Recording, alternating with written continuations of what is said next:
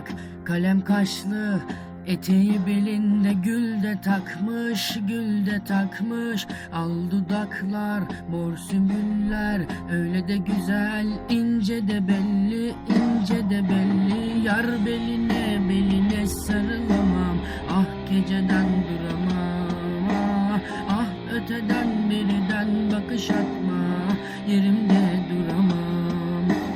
Ah yıkadım kuruttum çarşafı, serdim ipek yorganı. Ah günahı sevabı boynuma, gel bu gece koynuma.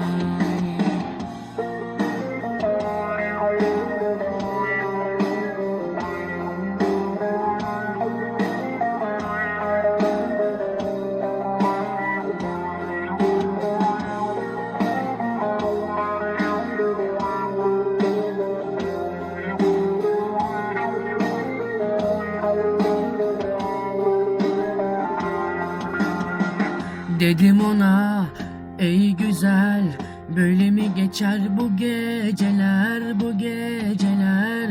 Neymiş anam bizim bu keder, ne zamana kadar böyle gider, böyle gider? Yar beline, beline sarılamam, ah geceden duramam, ah öteden beriden bakış atma, yerimde duramam. Ah yıkadım kuruttum çarşafı, serdim ipek yorganı. Ah günahı sevabı boynuma, gel bu gece koynuma.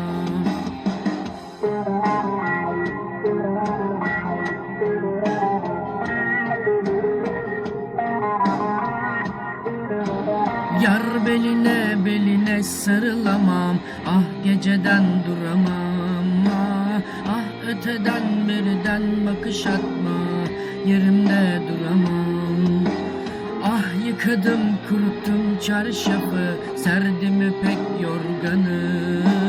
Ah günahı sevabı boynuma, gel bu gece koynuma.